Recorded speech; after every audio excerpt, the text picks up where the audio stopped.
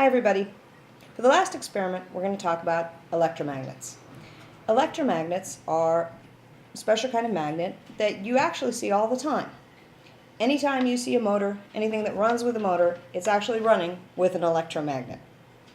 All an electromagnet is a special kind of magnet that instead of being on all the time, like most of the magnets you see maybe on your refrigerator or things like that, which always work as magnets, can be turned on and off. And this happens because magnetism and electricity are kind of two parts of the same thing.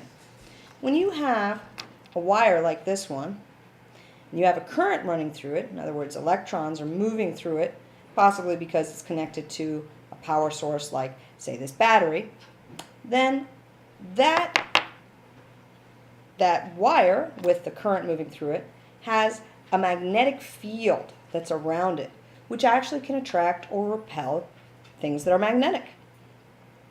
Because of this, you can create an electromagnet by having a coil of wire, usually made out of copper, connected to a power source, say a battery or a generator. When you turn the generator on, you produce a magnetic field, and it's a magnet. Turn the generator off or disconnect the battery, the magnetic field goes away, and there's no more magnet, an electromagnet. Electromagnets are used for all sorts of things, but especially, as I said before, they're used in motors. They actually are the thing that helps the motor spin, and then you can connect it to other things to power stuff. So these are electric motors. Anyway, I'm going to create an electric motor today with some simple things that you might have in your house. This is just about the simplest electric motor you can make. And for this electric motor, you only need 4 things. You need a wire. This is actually a special wire called a jumper wire. It's insulated, and its ends are nice and uninsulated. The wire shows through. They're very easy to use, but you can use pretty much any wire that you might have. Just make sure that the middle is insulated and that the ends are not, so that they can come into contact with the battery. You need a battery. 1.5 volts is fine, or even a 9-volt battery, but a AA like this one is perfect. You need a screw, this screw, as long as the screw will attract a magnet, or the magnet will attract the screw. As long as it's magnetically attractive, this screw will work. And you do need a special kind of magnet. This magnet is a neodymium magnet. It's a very, very strong magnet packed into a tiny, tiny little space. You need a strong magnet to get this to work. So, this is how you do it. You might notice that my screw has a little green thing on it. This is just so that you can see this working. You don't need to put this on your screw. All right, so here's what you do. You take the battery, turn it upside down so the button is facing down. All right? You take the magnet and you put it on the flat end of your screw. Then you carefully touch the tip of the screw to the button of that magnet, of the battery. See, so it's hanging down there.